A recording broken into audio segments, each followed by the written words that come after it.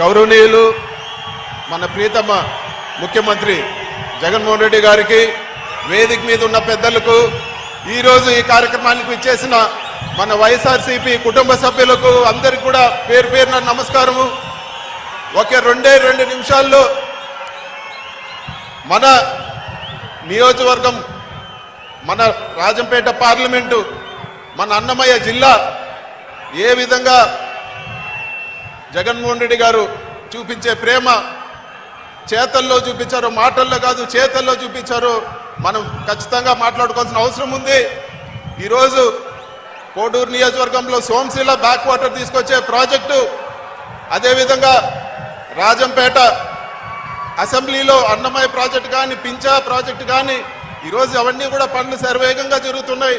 అదేవిధంగా మిగతా జిల్లాల్లో గాలేరు నగిరి, అదేవిధంగా హంద్రీనివాని అనుసంధానం చేసి శాశ్వతంగా ఈరోజు మనకు సాగునీరు కానీ తాగునీరు కానీ ఇబ్బంది లేకుండా ఈరోజు జగన్మోహన్ రెడ్డి గారు ఏ మాట అయితే చెప్పారో ఈరోజు పనులు కూడా జరుగుతాయని చెప్పి మనం అందరం కూడా గుర్తుపెట్టుకోవాల్సిన అవసరం ఉంది. అదేవిధంగా ఈరోజు వాటర్ గ్రిడ్ పథకం ద్వారా దాదాపు అన్ని నియోజకవర్గాలకి, ప్రతి గ్రామానికి కూడా ఈరోజు పైప్ లైన్ ద్వారా నీళ్లు వచ్చే ప్రాజెక్టు కూడా మనకు శాంక్షన్ చేసినారు.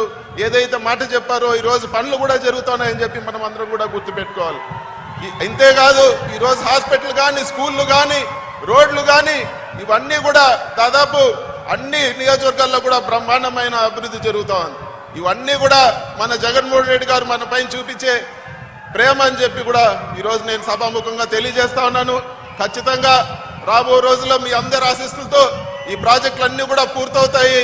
అదేవిధంగా మనం అందరం కూడా అత్యధిక మెజార్టీతో మన పార్లమెంట్లో 7 అసెంబ్లీ స్థానాలు, అదేవిధంగా పార్లమెంట్ స్థానాన్ని కూడా గెలిపించి మన కృతజ్ఞతలు గౌరవనీయులు జగన్మోహన్ రెడ్డి గారికి తెలుపుకుందామని చెప్పి కూడా నేను తెలియజేస్తా ఉన్నాను.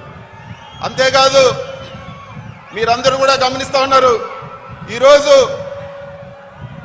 ఒక ఎలక్షన్ నోటిఫికేషన్ వస్తానే చంద్రబాబు నిజస్వరూపం బయటపడింది. ఈ ఒక్క నెలలోనే ఈరోజు పెన్షన్ తీసుకునే వాళ్ళందరూ కూడా అల్లకొల్లమయ్యే పరిస్థితి. పెన్షన్లు ఆపేసిన చంద్రబాబు నాయుడికి ప్రజలందరూ కూడా గమనించాలి ఆయన బుద్ధి.